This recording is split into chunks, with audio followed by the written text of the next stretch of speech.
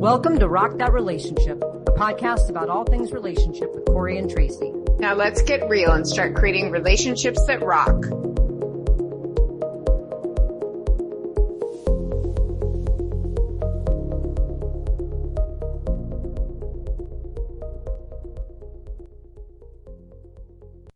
Hello, everyone, and welcome to Rock That Relationship.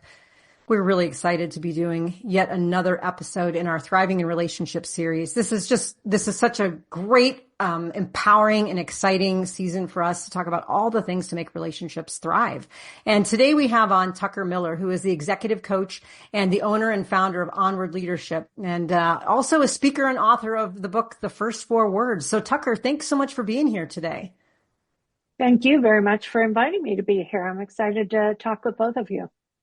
Well, awesome. Well, why don't we get started? Tucker, tell us a little bit about yourself. I mean, you're an executive coach. You're an owner and founder of Onward Leadership. You speak, you write, you do a lot of stuff. And we know that you've just kind of a Renaissance person here. So tell us what you do. Tell us about yourself.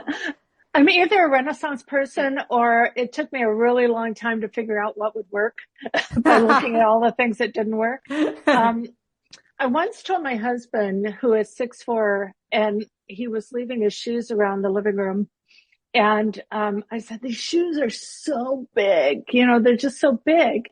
And he said, I'm 6'4". It would be ridiculous if they were any smaller.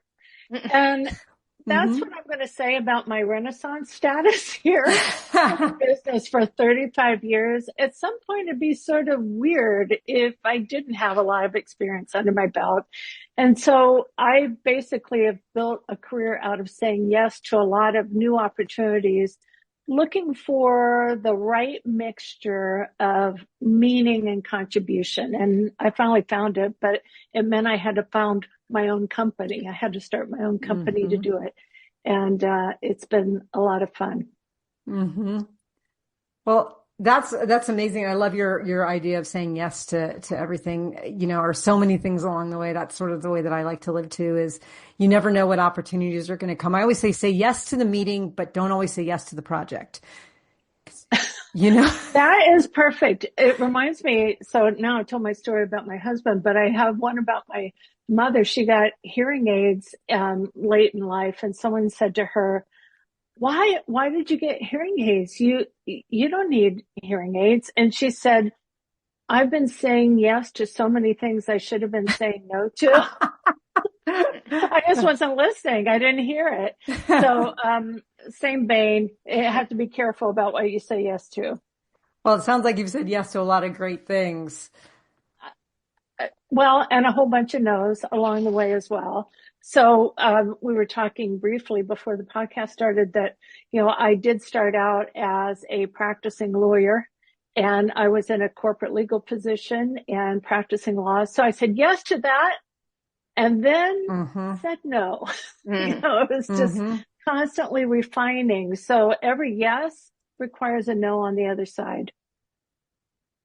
And we'll get into it with relationships the same though. You have to try, right? And I do think there is, we could have a whole podcast series about being an attorney. And it's, I think it's a unique, only other lawyers, maybe. Exactly. Yeah. It's so boring. That's the thing. Well, okay. Well, we don't need to talk about it, but once you do it, then you realize, I think a lot of lawyers realize they don't want to do it. And I think that's a lot of relationship stuff as well, Well, and I think a lot of things in life work that way too. That as we get closer to the vision that based on very little information that we had, we throw ourselves into the deep end of the pool, and then we realize the temperature's off or the chemical balance is off. And you see that a lot, with young people these days who have to proclaim their major before they've even gotten into college. I just think, what a disservice. And then you're locked in and you have no idea. And I'm so grateful that I didn't have to commit to any one thing. It's been the trying things out that's really been a lot of fun. Yeah. Well, it's funny because we're here to talk about communication today. And I think my undergraduate major was actually in interpersonal and intercultural communication.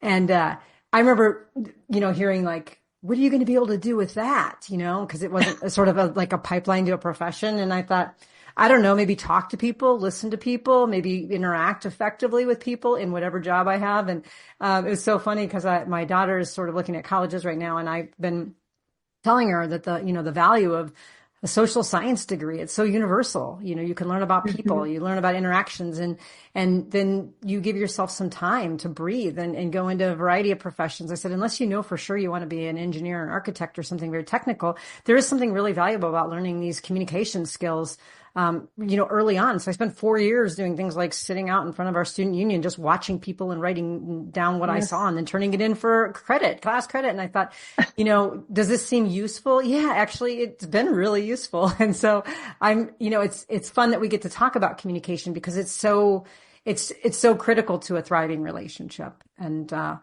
so maybe you could share with us about what you think. I know you work with Onward Leadership, and you're looking at leadership, and I'm a professor in leadership, and so I'm kind of a kindred spirit with you. But thinking about shifting this to a thriving romantic relationship, what does effective communication look like in that context? Well, I think the first thing is to stop walking away from the conversation. That everyone is challenged by it one time or other. And let me just say, leadership, business, and relationships, they're all the same thing. We're all talking about how do we connect with each other. And I think sometimes communication skills are underrated because we all know how to talk. Therefore, aren't we communicating? And yet, what I have found is that more often than not, the stories that people create in their mind of what will happen if they have the conversation is the biggest barrier to advancing a relationship or advancing your leadership in some way. So I frequently am asking leaders that I work with, and how you do one thing is how you do everything. So I was talking to leaders and I said, why are you not having the conversations that you need to have or that you believe would be helpful? And it's so interesting hearing the kinds of things they say. It's not unlike the things that we hear from our family members, our spouses, our partners. I don't have time for the conflict. I know it's not going to go well. We've had this conversation so many times. Why keep trying? You kind of immediately, before even entering the conversation, you accept the story that you have. Some of it based perhaps on past experience, but a lot of it based on the fiction that lives in our brain. And rather than attempting the conversation, we just accept it. And then it becomes the truth of the relationship rather than really looking at it as an opportunity to advance and grow. Because all of us are in relationship for the opportunity for us to expand ourselves. And that's what we miss, is the opportunity to really deepen our understanding, not just of the other, but of ourselves. But do you think that all people think that they're in a relationship to like expand and grow themselves? No. Right. And I think that's where like the issue is, right? Because I've been with several people who have no interest in expanding or growing, and they really, really don't like conversate, like, I mean, even like any kind of depth, any kind of conversation in that way, because it seems threatening to them, or it seems like it'll bring up conflict. And it's like, when I try to say, well, this is like a way to get to know each other better. This is a way for us to each individually grow and to grow in a partnership. And it just seems like, I don't know, it's like, I don't know if it's frightening to that person or it's just ick, or they've never experienced it. And it's so uncomfortable. I think it's all of the above. And it's so interesting because we start with what we do or don't want from the relationship. I usually ask people to kind of step away and look at it in another context. So oftentimes in my leadership coaching, I'll ask people to think about their marital relationship, and they'll say, why are we talking about my marriage? And they're usually the people who keep bringing it up, or I wouldn't know that they had a marriage, but they're talking about what's happening in their marriage. I said, if we can use this as a place to refine the skill, then that's going to improve your leadership. And the same thing is the opposite. So the first thing I would say, Tracy, to what you're saying is, do you like the results you're getting in the rest of your life? Because if those results are not really taking you where you want to go, how can you leverage the insights and the opportunities gained with the person who loves you and might be a little bit more forgiving of the mistakes? Use that relationship as the way to refine some skills that could support you in other aspects of your life. Now, there are going to be people who say, and I don't care about that either. And it's like, then they're not our people. They're probably not listening to this podcast. Right. Well, or not dating me anymore. I mean, that's kind of how that's pretty much Congratulations. Gone, you know? Well, I'm in it's funny because we keep talking about this in this season is thriving in relationships, and I'm no longer interested in being in relationships. So I've been in relationships since I was 21 years old, and I'm now 54 and I'm over it. And I really have zero desire to go forward in a relationship at all. You know, and part of that is because what I've wanted to do with people isn't perceived well. Well, first I used to be the problem, and then I worked really hard on myself to not be the problem. And I'm not saying I wasn't problematic in some ways going forward, but there was no, with, you know, 3 people I dated after my divorce, zero interest in any kind of growth. And it just, or even like understanding of the other person. And yeah, those relationships were short-lived and for good reason.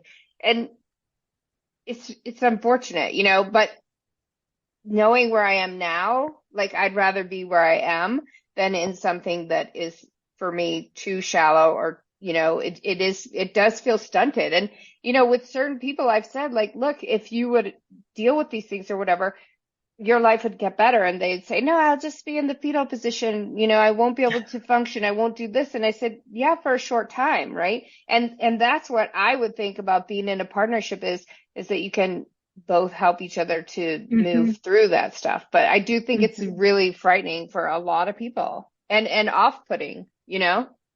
Well, that's the whole thing about vulnerability. You know, do we really believe that vulnerability will make us stronger and more courageous and healthier? Right.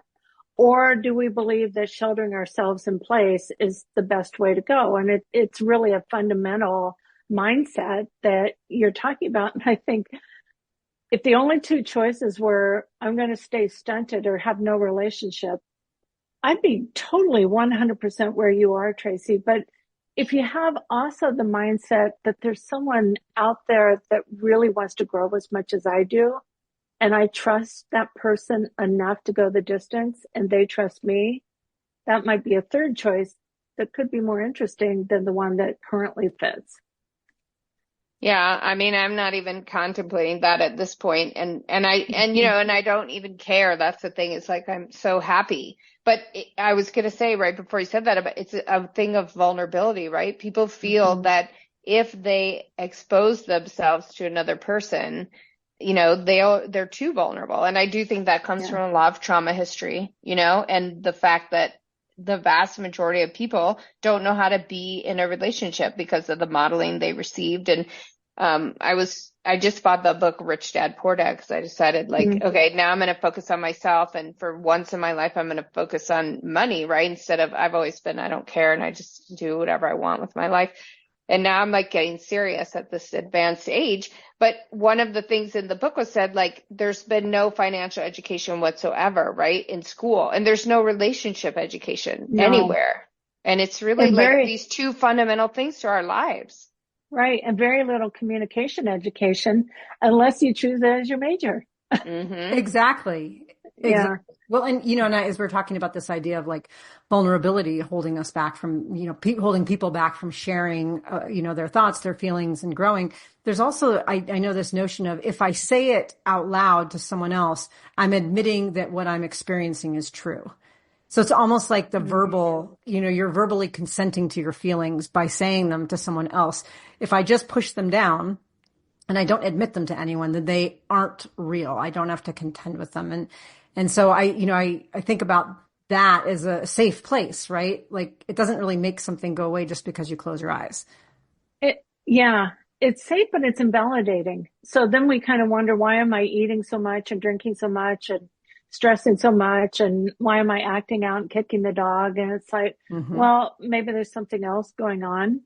But I have been married for 32 years and, to a wonderful person who, you know, has big shoes. Big feet. And and at the time I was getting married, it came down to a point where I had a cat at the time. He is not allergic to cats. He just hates cats. And there was a point in our courtship, if you will, where in order for this to go forward, if we're going to get married, it's either me or the cat. You have to give up one. Mm-hmm. And I had friends who went ballistic that I was rehoming my cat. And I found it fascinating. I mean, I understood their point, but you can make the decision to be really right about the life that you have right now, or you can commit to the vision that you have for the future. And I kind of stood back and I was like, no, I rehomed the cat because I think over my lifetime, or at least the lifetime of this relationship, I will probably grow, expand, and learn more with this man than with my cat. Mm-hmm. Yeah. So, that it's a really interesting way. Corey has the exact opposite story about that's the cat. That's so funny that I can kind of tell. opposite. I was looking at your face. I know, but Total opposite. No, but your choice though is really different. Then your outcome's the same, but your reason for your choice is really different, because I've heard people say that they gave it up as sort of like a compromise to the other person, whereas you didn't even mention that. You mentioned the fact that you did it because you realized that you would benefit more in the long run by mm-hmm. having this other person. And I think that's a really interesting way of looking at it. I never thought about it like that. I had a partner, and I've told this story on this show so many times, but I just feel like I need to say it again, is, she was kind of like, oh yeah, you have a kitty. Oh, great. And then we moved in together. It was a long distance relationship. We moved in together. And then she's like, oh, by the way, as she's unpacking, I'm allergic to cats. And sort of put me in a lurch. And I was like, what am I supposed to do about that? And I'm like, can't you get allergy shots or something? Like all of a sudden you're like showing up and I have to like get rid of my cat within 10 minutes. And so it ended up being that she developed an immunity to the cat. She just sort of sneezed for 2 weeks and it was fine. So it was different than not liking cats. But your perspective is really interesting, because I was sort of thinking like, I didn't want that ultimatum, but in your case, you were seeing it as a benefit to both of you to make that choice. Yeah. And I think that's a really the kind of novel way of thinking about that. I think it's the way I've made all those career choices too. We've only touched on a couple of them, but I've done some things that people never would imagine would go together. And it's just, will I learn more there, or will I learn mm-hmm. more by staying here? Or how many levers on the dashboard do I want to play with at one time to get more growth in the direction that's meaningful to me? Interesting. So how have you had that philosophy come to fruition in like conversations that you've currently, or recently had with your husband? Have you seen that where besides the cat, like where that really comes to play? Oh my God. I've learned so much from him. He has buffed off a lot of my sharp edges. I came from a very rigid, way of looking at the world. I am the daughter of a military officer. I grew up in a military family. We moved all the time, and there was one way, and it was, his way. And he's a wonderful person. My dad is a wonderful person, but it was a very black and white dual way of looking at the world. And I have learned quite a bit in the conversations that we've had, particularly as we've been raising children on into adulthood, and taking very different value systems and then forming what is the value system for our family as we move forward. And I don't always get it right, and he doesn't always get it right. And I've learned how to address those conversations without making one person wrong, that we can kind of figure it out together. So what's your trick? What's the secret? What's the trick? What's the secret? Well, one of them is, first figure out your own, what's in your own mind. So that was the thing that you had mentioned, Corey. Do I bury it? Do I let it come to the surface? I find that there's usually a lot of benefit in allowing it to come to the surface, creating some time to process it. And as I process it, I'm able to enter the conversation in a more neutral way that's less reactive, frustrated, etc. And then once I figured it out, sometimes I don't need to have the conversation. Turns out the big friction point was mine internally, that once I found a way to resolve it, conversation was essentially done. So the conversations, when I talk about the first 4 words, sometimes it's finding the way to start the conversation with yourself. That's a key part. And the second part is then once you identify what the issue is, if it is with someone else, rather than walk away, allowing it to fester or just hoping it will go away on its own, what would happen if you would address it? And time again, in working with people, they find that I can address it and it can be done in 10 minutes, or I can allow it to just fester and it could take 10 months. So if you want to expedite things, just clear the air and keep moving forward. Now, you probably have really sage advice because you have a PhD in this business. So, what would you say? I want to learn as much from you as I can share with your audience. So what would your recommendations be? It's a great question. I love your first one, is have the conversation internally with yourself. You might not even need to have the conversation with other people. And we've actually talked about that with this notion of forgiveness and this idea that forgiveness is an internal process. And a lot of times we rely upon telling other people how we feel or getting an apology from someone else to make that feel okay and kind of clear it for ourselves. And so I like the idea that your idea about having the conversation is what is my stuff and what is their stuff and what is our stuff, and really looking at that. So I actually quite resonate with that. I think when we talk about, some of these communication practices, the biggest thing I think is really kind of also the approach. And the timing, right? Someone comes in, has a really bad day. They had a bad day. This isn't the day to say even that there's a dish in the sink. It isn't. And being able to be, I would say, attunement. So kind of, if I were to sum this all up, is attunement to your partner, to know the context of what is okay to say right now. What is the delivery that they might need right now? Maybe they like that brutal honesty normally, but today is just not the day for that. And so I think for me, trying to be attuned is really important.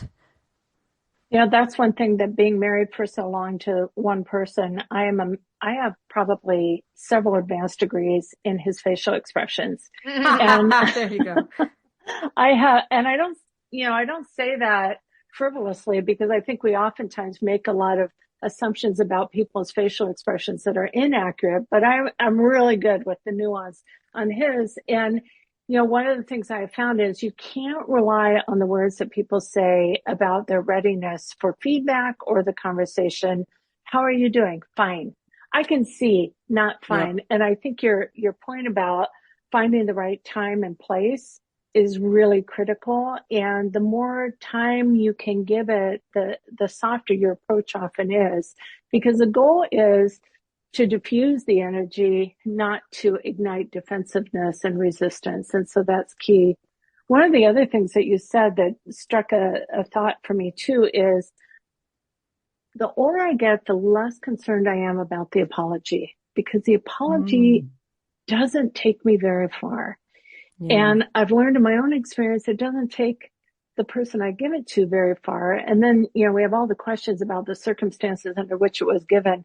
But I do appreciate an acknowledgement of how I felt in the moment, an acknowledgement of what the person intended and did, how we took it at the time, and where we go forward. So I am, in my own work, replacing apology with acknowledgments. There's certainly places where apologies work, but I get more actionable response for myself anyway with an acknowledgement, because it's clearer the path forward from there. But is that about you, or do you think it's about the process as a whole? Because do you think other people don't want the apology? I mean, right? Apologies are really important to some people. So when you say that, you're talking about for you, it's not that important. I would say for me, I've come to realize that the acknowledgement is more valuable. I think a lot of people have accepted a rhetoric about the apology, that I must have an apology, I demand an apology. And you see that when they get it, because they had to demand it or ask for it or point it out, it still leaves us with this open wound of, So what's next? There isn't that clarity, or I'm really sorry you feel that way. Right. Doesn't really land right. So, there's so much nuance around the apology. Yes, I think people expect it and want it and ask for it. But in terms of really resolving the underlying issue, I don't think it goes quite as far as we would like it to. My opinion. Mm-hmm. Yeah, no, I agree with you because, sometimes those apologies, it's almost like the person gives it in the hopes that whatever you're talking about or the conflict you're in will just stop and go away and that they don't have to deal with it anymore. It's like, okay, if I just give this to you, can you stop talking to me about this? Exactly. But you can feel that, right? Like you can feel a genuine apology versus like a one that's just to placate the other person. I think so, but there's a lot of nuance for people in giving what is perceived to be a genuine apology. And it's not as easy as knowing the words to say. Mm-hmm. That makes It's like anything, sense. it takes practice. Yeah. Mm-hmm. Well, and knowing the person too, like you said, your husband's Yeah. facial expressions. Like I know a genuine apology from my daughter when she is truly sorry that she did something, and an apology of a teenager who rolls her eyes when she says it, and just so that mom gets off her back. We must have the same daughter. I wasn't that daughter, but we must have the same daughter. So no. Although my mom says I was. I was going to say my mom said the same thing. You just wait. My best revenge is you having a daughter. That's what she always says. Yeah. But my daughter's actually really, really, she's really sweet. She hardly does the eye rolling, so I'm very happy about that. But I can tell it a mile away when it shows up, right? Like, sorry. It's like, Yeah. okay, Yeah. really sorry, but yeah. But I'm going to that's say the mine's same really sweet too, in case she listens. in case she And she listens is. to this podcast. Yeah. Teenagers are allowed to be not sweet though. That's true. Right? It's part of their process. It's part of the development. I said, It's you're part of not the going to like me separating, from 13 to 21. It's okay if you don't like me. And then you can. I doubt that's the case. My stepkids were never like that. I mean, people always say that. My daughter's not like that. She's almost 16 and we're very close. So, but I remember with my parents, it was like, oh, especially my mom. I was like, oh, I don't like you. And then by the time I was 21, I was like, oh, mom, you're the greatest. So, well, Tucker, can you tell us about, you've been kind of talking a little bit about, alluding to this idea of the first 4 words. You wrote a book on it. Tell us, what are the first 4 words? I love that question because it sounds like there's a script and there are 4 words that are going to work for everything. And let me just say, there's 211 pages in this book and I sweated over every page of it. So there's more than just, 4 words. But let me just say that it's really intended to be a concept and a way to get beyond the fear and beyond the fiction and all the things that get in their way of having the conversation. And what I was having and working with clients, they would agree we should have this conversation. They wanted to have the conversation, they said. And then when we come and check back in, they didn't have the conversation. And I'd say, well, why? Now I'm working with very senior level people who are well educated and have access to great vocabulary. But the one thing that they kept saying over and over and over was, well, I didn't have the conversation because I didn't know what to say. Now, clearly, they're not lacking words here. So the real issue is all the other reasons why not. And so I was trying to think, what's a way to get past that resistance and fear? And I thought, what if there's a way to make it fun? And so I started to think, what if there was a way to gamify this? Would that get a different part of their brain sparking ideas? And I thought of that game, Name That Tune. Mm-hmm. And I watched the old version back in the day, but I understand there's a newer version there. And there's a part in that show where the contestants will be told a little bit about a song and they're to guess what the song is, but they're only given a certain number of notes. And they vie back and forth for, I can name it in 8 notes and I can name it in 6. Mm-hmm. And it was this moment for me. I was out hiking in my neighborhood and I thought, I wonder if there's a sweet spot for just enough, but not too much. Some brevity and clarity, not so disruptive or brusque. Is there a sweet spot? for starting a conversation. So I started listening really carefully and writing things down. And it turns out there was 4 words. And so when I came back to my clients and I said, they would tell me, I didn't know what to say. And I would say, if there were a way for you to start that conversation in as few as 4 words, what would they be? And then they had it. Let's have a conversation. I need to talk. There were simple, short phrases that not only got them off the couch and into the conversation, they were succinct enough that people heard what they were saying.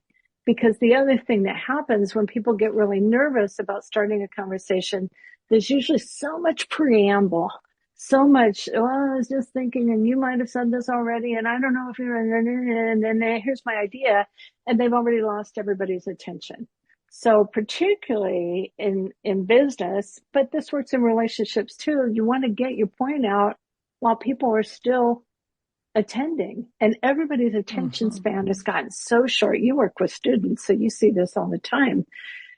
Attention spans have gotten so short that if you want to engage people, get the ask out or the comment out quickly, but in a way that gives them enough context that it doesn't sound like, hey, you. So that's how the 4 words came about. And so then I started thinking about, well, you could use it in this context or that context. So I have things about, in a social setting or networking, in a family gathering, things like that. It certainly expanded well beyond just the leadership clients that I was working with. And I have lots of forward phrases in the book. Wow, I love that. I thought you were going to give me 4 actual words, but I like the idea that I have to go into the 4 words. It's like, now it's like a game. Yeah. And you're right. It is like a game. It's gamifying it. So have you used this technique in your marriage? Oh, absolutely. All the time. And in fact, one of the things that we did, we've turned it into a lot of different activities. And so when I first had this idea, I was thinking, I wonder if this will work. And at that time, I had adult kids that had moved home during the pandemic. So I had a son and a daughter with me. And I had a big poster piece of paper that I put on the dining room table. And I told people what the concept was. We talked about it over dinner. I said, as you get ideas, let's put them down. And we started playing with it. Well, what are 4 word phrases that are just never going to go well? So we would play, what are the disastrous ones? It's not my job. That rarely lands well. Over my dead body really isn't going to work. So we could play with it that way, but then we'd look at, well, what's another way to say it? And we ended up having a lot of those examples and playing with it. And I include some of those in the book, but then working with my clients to, if it were easy, if it were shorter, what would you say? How would you explore the assumption that you've made? Tell me more about whatever. The other thing, and that I emphasize, is that it's the idea that could be as few as 4 words, but it's not a rigid rule. So the whole thing is just get to a place where you're kind of thinking through, what could I say to get this started? People are so hungry, I think, for connection that once you get it started, you're going to have the conversation. And if you don't have it, what have you lost? You weren't having it before. But if you can move the ball forward, or at least show yourself as being willing to have the conversation, sometimes that's all it takes. Wow. Yeah, this is certainly a fun game to play at your table, right? Yeah. Well, how do you think it lands? Because I know sometimes when we say we have something very concise, sometimes we pick kind of harsher words or something. Yeah. Does it land well? Do people like that brevity to receive it? So I had a client, she was from New York City and she married a Midwesterner.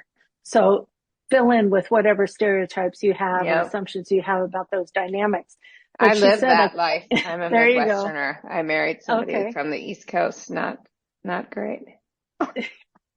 She was kind of saying the same thing. She loved her husband, but she being from New York, she said, I don't know what it is. He asked me a question. I give him the answer.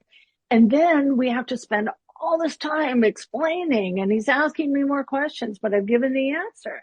And I said, do you think it's possibly, and I asked for some examples, and they were very short answers that she was giving.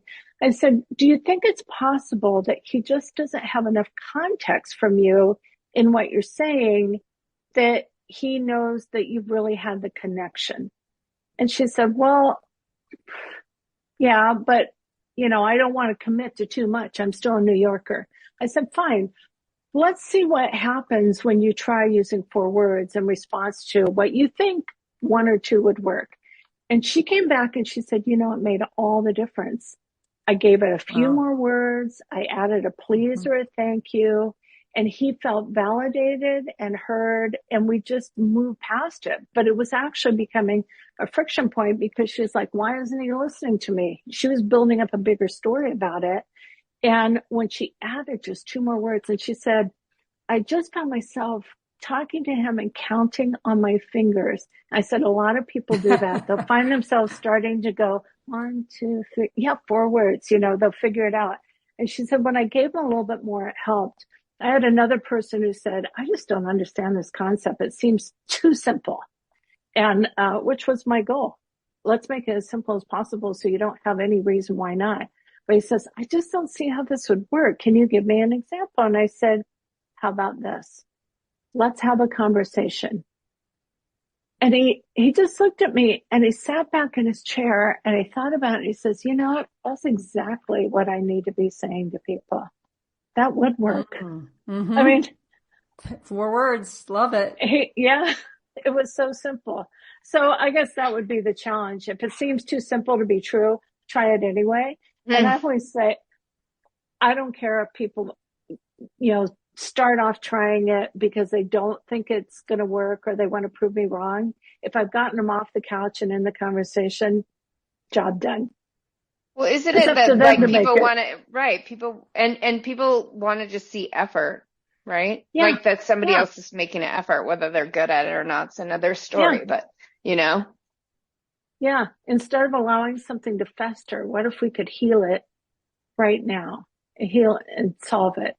So, this shows up a lot in just giving feedback to people. This didn't go well. Where can we improve? Those kinds of things are so important because you can also communicate, I'm willing to do that walk with you, but let's talk about what the real issue is instead of walking away from it. Now I feel empowered to do this with like everything and just go around and ask everybody, all right, well, let's have a conversation, and then they'll be like, okay, about what? And then tell me what you think about me. And then you can only use 4 words. I mean, now I feel like I can like uncover all these things, because it is less, in some ways it's less threatening. And, especially if you're not just, giving the 4 words, but if you found times when you like ask someone to use it with you and say, all right, let's talk about this situation. Can you use 4 words to describe how you're feeling or what you're perceiving? I love that. That way it's like, I can also take it in smaller bites as opposed to me using 4 words and then another person spending a half an hour having a monologue at me. You may get some monologues. Yeah. And having some what are some 4 words that I can have ready in my toolbox? And let's slow down, might be, what was that? Let's slow down. Let's slow this down. There's 4 words. So you start to think about it. One of the ones that I used in relationship, I don't want to say too frequently because it would suggest that there's more problems than there are, but we're better than this. Let's figure it out. That's really, then we're together, anything that you can emphasize teamwork and, creating some space for thought. What's going well today? And then, there it is. So in my book, I have some scenarios that people can try on and practice with a partner. If I was limited to only 4 words, what would I say? If I had a few more words, what would I want to say? So there's different ways to continue exploring it, practicing it, and gamifying it. But the key is just practicing to see how it could work for you. Especially if not talking Corey and I will isn't practice working. it. Yeah. Well, and I love too that it's, when you say the 4 words, some of them are more declarative, like, we're better than this, right? And feeling like a sense of camaraderie. But then there's the idea of the questions. When you ask it as a question, I feel like in some ways it's hard to be accusatory or critical in 4 words. You have to sort of go on and on and on in order to be as critical. I mean, I'm sure you can find a way to squeeze something critical into 4 words, but if you can avoid that criticism from the very beginning, you set the tone for a conversation that's going to be much more reciprocal and, far healthier and productive. And so I feel like when you limit it to 4 words, you're also changing the tone. You're changing the tone and you're creating space for the other person to respond or think about it. And you're right. You do change the tone. You can't bring too much energy. Yeah, I guess you could. You could be yelling these 4 words. But when you go into the monologue or all the examples, and one of the things I see a lot in business is everyone wants to lead with the big, giant data bank and business case and all. It's like, we're all pretty clear about the why here. Let's get to the point. Time's a wasting. We want to hear your idea. We don't need to hear all the preamble that so often we go into, or in a relationship, all the evidence and example leading to the accusation.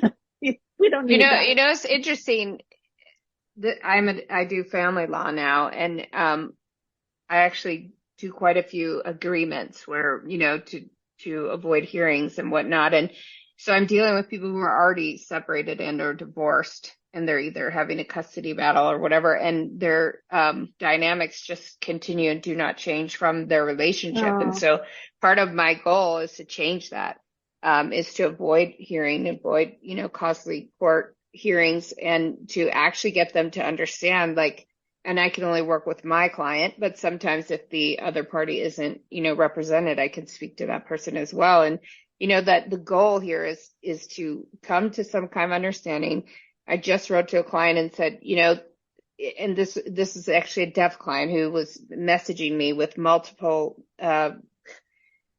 question marks each time. And I'm like, can you please stop doing that? You're stressing me out. It seems as if I'm missing something. I'm not missing something. And I cannot answer you within 2 hours, And so I wrote back and I said, this may be an issue with your ex as well. This is something that this may go over well, these multiple question marks with your friends, but it doesn't go over well in a professional setting. And it doesn't probably go over well in a co-parenting situation. And your dynamic has to change from when you were in the relationship to now. And I do think that's very, I'm really trying on the back end to do more,